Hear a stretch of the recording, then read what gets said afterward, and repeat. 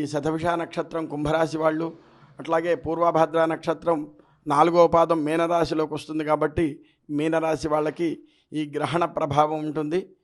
కాబట్టి ఈ గ్రహణ సమయంలో ఆ 2 నక్షత్రాల వారు ఈ గ్రహణాన్ని చూడకుండా ఆ గ్రహణాన్ని చాలా జాగ్రత్తగా గ్రహణ సమయంలో ఉండి, అట్లాగే ఆహార నియమాలు పాటించి, ప్రతి ఒక్కళ్ళు ఆహార నియమాలు పాటించాలి. గ్రహణం అనేసరికి ఈ గ్రహణ సమయానికి ప్రారంభానికి 6 గంటల ముందు, అంటే గ్రహణానికి మన శరీరంలో ఏమీ లేకుండా పదార్థాలు అనేవి చూసుకుంటూ 6 గంటల ముందు వరకు ఈ పరిపూర్ణంగా ఈ భోజనం చేసేవాళ్ళు, టిఫిన్ చేసేవాళ్ళు పూర్తి చేసుకొని ఆ గ్రహణ సమయాన్ని ఎవరికున్న అనుష్ఠానం వారు ఆ అనుష్ఠానాన్ని నిర్వహించుకుంటూ మంత్రజపాలు, అట్లాగే మనకేదైతే అనుష్ఠానాలు ఉంటాయో ఆ అనుష్ఠానాలు మామూలు సమయం కన్నా ఈ గ్రహణ సమయంలో చేస్తే 100 రెట్ల ఫలితం అధికంగా వస్తుంది. కాబట్టి ఆ గ్రహణ సమయంలో సద్వినియోగం చేసుకొని ఆయా దేవతల అనుగ్రహాన్ని పొంది మిగతా వారందరూ కూడా భగవన్నామాన్ని చేస్తే ఇంకా విశేషం.